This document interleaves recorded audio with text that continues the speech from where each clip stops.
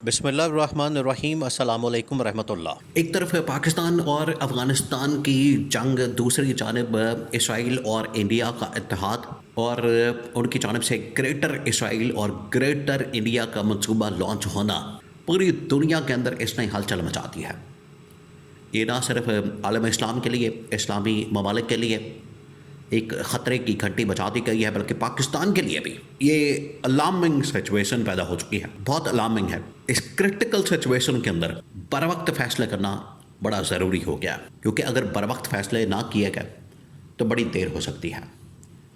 अफ़गानिस्तान ने जो पाकिस्तान के ऊपर हमला किया, पाकिस्तान ने उसका बड़ा ज़बरदस्त जवाब दिया। बिल्कुल उसी तरीके से आज डिप्लोमेटिकली जो पाकिस्तान के ऊपर हमला किया गया है इंडिया की जानब से, इसराइल की जानब से, इसका फौरी तौर पर जवाब देना, बर वक्त जवाब देना, वो बड़ा ज़रूरी है। दूसरा ये कि जो इस वक्त ग्रेटर इसराइल और ग्रेटर इंडिया का मंसूबा है, ये किस तरीके से इस्लामी ममालिक के लिए, जिसमें सऊदी अरब शामिल है, यूएई शामिल है, कतर है, कुवैत, ओमान है, फिर उसके बाद उधर तुर्की शामिल है, एक बहुत बड़ी थ्रेट है। इसी तरह से जो ग्रेटर इंडिया का मंसूबा है वो पाकिस्तान के लिए, चीन के लिए, ईरान के लिए, अफ़गानिस्तान के लिए, श्रीलंका के लिए, बांग्लादेश के लिए एक बहुत बड़ी थ्रेट बन चुका है। लिहाजा इनका इत्तेहाद वक्त की ज़रूरत है। लेकिन सबसे बड़ा सवाल ये है कि इनका इत्तेहाद कौन करवाएगा? कौन सी ऐसी शख्सियत है जो कि आलम इस्लाम को भी एक कर सकता है, और ये जो इस वक्त साउथ एशिया, जनूबी एशिया का रीजन है, इसको भी एक कर सकता है, इसको भी इकट्ठा कर सकता है। वो सिर्फ़ और सिर्फ इमरान ख़ान है, जिसको सामने रखते हुए मोहम्मद बिन सलमान की जानिब से तैयब अर्दोग़ान को ये टास्क दिया गया। उन्हें यह कहा गया आप जाएं, इमरान ख़ान को लाएं,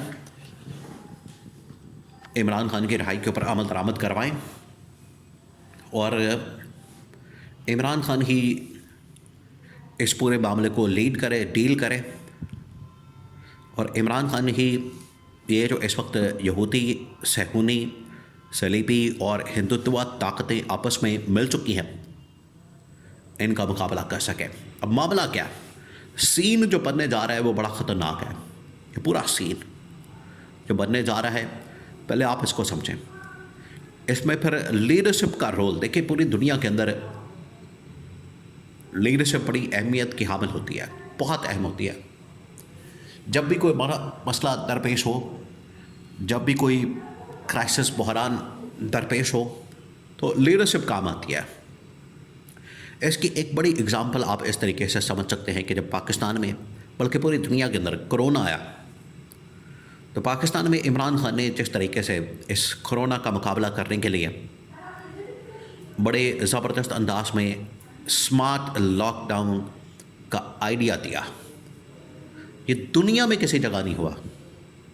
उस स्मार्ट लॉकडाउन की वजह से पाकिस्तान के अंदर इकॉनमी बचा ली, लोगों को बचा लिया, और पाकिस्तान दुनिया में एक बहुत बड़ी एग्ज़ाम्पल बन गया। इमरान ख़ान एक बहुत बड़ी एग्ज़ाम्पल बन गया। ये होती है लीडरशिप, कि लोग आपके ऊपर एतमाद करते हैं, ट्रस्ट करते हैं, आपके पीछे खड़े हो जाते हैं, और उसके बुनियाद के ऊपर आप फिर बड़े बड़े फ़ैसले करते हैं। आज इसी लीडरशिप की ज़रूरत है कि जिसके पीछे पब्लिक खड़ी हो, आवाम खड़ी हो, और आलमी सतह के ऊपर वो फिर बड़े बड़े फ़ैसले कर सकें। बड़े बड़े फ़ैसलों में अमेरिका जैसी, इसराइल जैसी, इंडिया जैसी ताकतों को ललकारना, ये है इसके पीछे लॉजिक, आइडिया, इस पूरी सूरत हाल के पीछे। अब आ जाए इस बात के ऊपर कि ग्रेटर इसराइल और ग्रेटर इंडिया, ये मंसूबा जो कि पाकिस्तान के लिए भी, अरब ममालिक के लिए भी एक बहुत बड़ी थ्रेट बन चुका है, और इसको सामने रखते हुए मोहम्मद बिन सलमान की जानिब से जो टेलीफ़ोन किया गया तुर्क सदर तैयब अर्दोग़ान को, तैयब अर्दोग़ान को कहा गया कि आप जाएँ इमरान ख़ान के पास, इमरान ख़ान को रिहा करने के लिए बाकायदा कोशिश करें, एफ़र्ट करें। तो उस सिलसिले में तैयब अर्दोग़ान की जानिब से, गवर्नमेंट की जानिब से पाकिस्तान की गवर्नमेंट को कन्वे किया गया। यहाँ पर जो तुर्की का सफारत खाना है और सऊदी अरब का सफारत खाना, देखिए इस वक्त इस्लामाबाद के अंदर वैसे तो आपको पता है पाकिस्तान और अफ़गानिस्तान के सूरत हाल के बाद तमाम के तमाम सफारत खाने वो एक्टिव हो चुके हैं। अमेरिका का सफारत खाना, अफ़गानिस्तान का, सऊदी अरब का, तुर्की का, ईरान का, फिर उसमें और जो बड़े बड़े सफारत खाने हैं एक्टिव हो चुके हैं। ऐसे में तुर्की और सऊदी अरब के 2 सफारत खाने बड़े खुफिया अंदाज से सफारतकारी करते नज़र आ रहे हैं, बड़े खुफिया अंदाज से। और उनकी सफारतकारी का जो टास्क है, जो एजेंडा है, वो ये कि इमरान खान को किसी तरह से बाहर निकाला जाए और रिहा किया जाए। उसके पीछे 2 वजूहात। एक तो ये कि इंटरनेशनली पीटीआई ने जिस तरीके से इस इशू को हाईलाइट किया है, उसके बाद इमरान खान के लिए जो सिंपैथी पैदा हो चुकी है वो इनके लिए, गवर्नमेंट के लिए, हुकूमत के लिए, एस्टैब्लिशमेंट के लिए एक मसला बन गई है, जिसकी वजह से तैयब अर्दगान ने, मोहम्मद बिन सलमान ने हमदर्दी का इजहार करते हुए, इजहार यकजहती करते हुए इमरान खान को फ़ौरन इलाज डॉक्टर्स के पास अस्पताल मुंतकिल करने के लिए इनके ऊपर दबाव डाला है, इनके ऊपर प्रेशर डाला है। नंबर 2 कि मौजूदा जो सूरत हाल है और जो सबसे बड़ा चैलेंज दरपेश है वो ग्रेटर इसराइल की शक्ल में या ग्रेटर इंडिया की शक्ल में, उसका मुकाबला करने के लिए इमरान खान का बाहर होना बड़ा ज़रूरी है।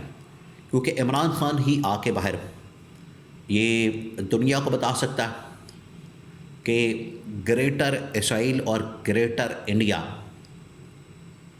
ये सिर्फ एक आइडिया नहीं है, ये सिर्फ एक कॉन्सेप्ट नहीं है, ये 2 अल्फाज नहीं हैं, बल्कि इसके पीछे एक बहुत बड़ी साजिश छुपी है, जिसकी वजह से पूरी दुनिया हिल के रह जाएगी। पूरी दुनिया के अंदर इनका कब्जा करने का मंसूबा मौजूद है।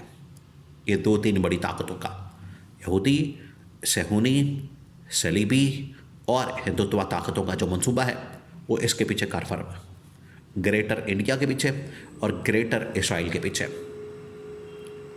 इसी मकसद को सामने रखते हुए मोहम्मद बिन सलमान ने पाकिस्तान के साथ एक डिफेंस डील की थी और तुर्क सदर तैयब अर्दगान ने भी उसमें शामिल होने की बात की थी।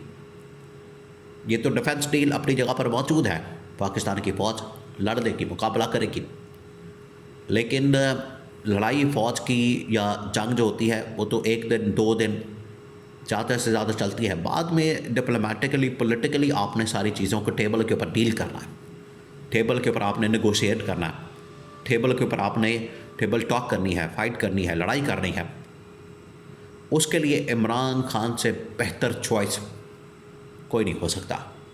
और यही पैगाम तुर्क सदर तैयब अर्दगान की जानिब से अपने सफारत खाने के ज़रिए से पाकिस्तान के गवर्नमेंट को कन्वे किया गया है।